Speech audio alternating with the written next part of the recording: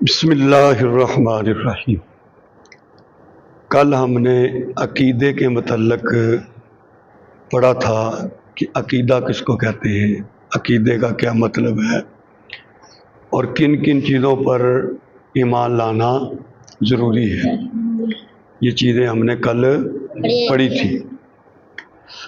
آج ہم پڑھیں گے پہلے ایک عقیدہ، پھر ہم ایک مسئلہ، ٹھیک ہے۔ آج ہمارے 2 سبق ہوں گے۔ پہلی بات جو ہے عقیدے کی، وہ کیا ہے؟ وہ ہے اللہ تعالیٰ کے بارے میں۔ کس کے بارے میں؟ اللہ تعالیٰ کے بارے میں۔ اللہ تعالیٰ کی ذات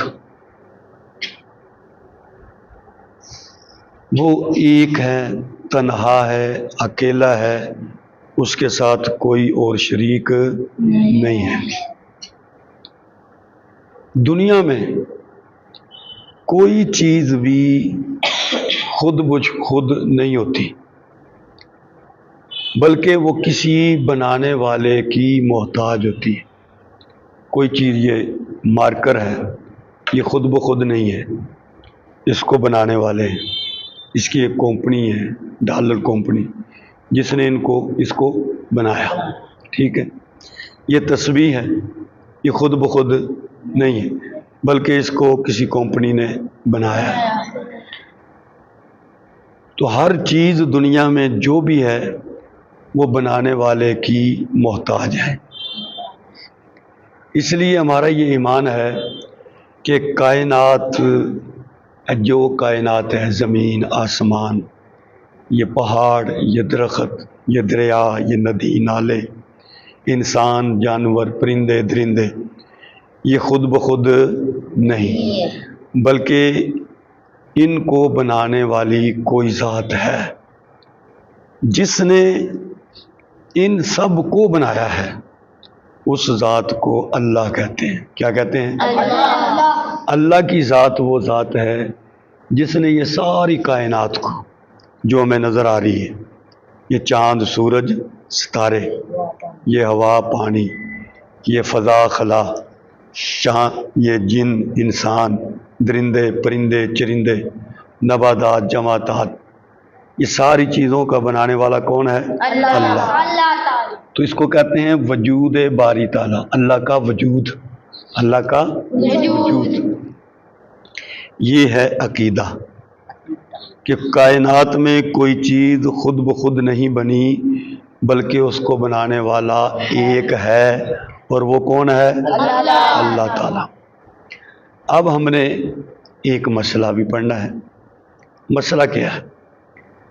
کہ ہم قرآن مجید پڑھتے ہیں، تو قرآن مجید کی تلاوت، یعنی قرآن مجید کو پڑھنے سے پہلے ہم نے کیا کرنا ہے؟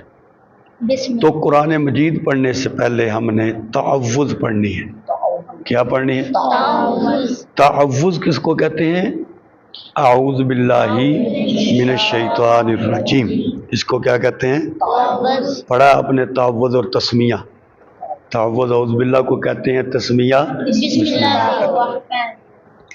یہ جو اعوذ باللہ ہم پڑھتے ہیں، اس کی دلیل کیا؟ کیونکہ جو بات بھی ہوتی ہے اس کی دلیل پوچھی جاتی ہے کہ بھئی یہ کام ہے، یہ آپ جو بات کہہ رہے ہیں، اس کی دلیل کیا ہے؟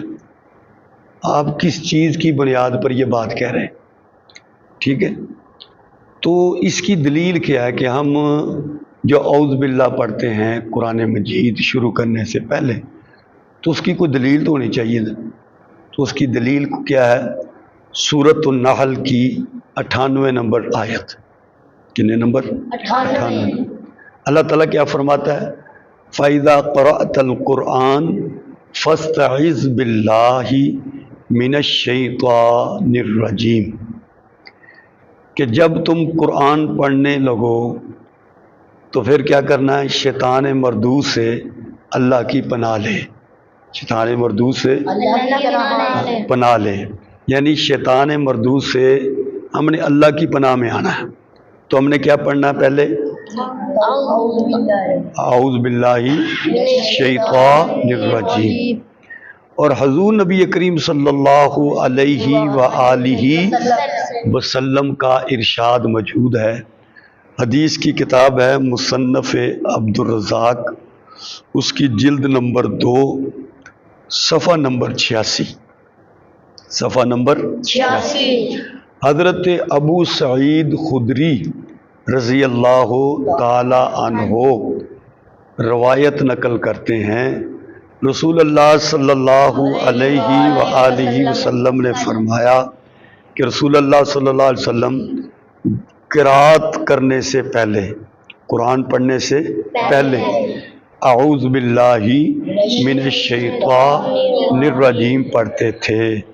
تو جب حضور پڑھتے تھے اور قرآن مجید میں بھی اعوذ باللہ پڑھنے کا حکم دیا، حضور نبی کریم علیہ السلام نے بھی قرآن پڑھنے سے پہلے اعوذ باللہ پڑھی ہے، تو امت کے لیے بھی یہ عمل ہے کہ وہ جب قرآن مجید کی تلاوت شروع کریں تو کیا پڑھنا ہے؟ اعوذ باللہ من الشیطان الرجیم. اب خلاصہ کیا ہوا کہ ہم نے 2 مسئلے پڑھے.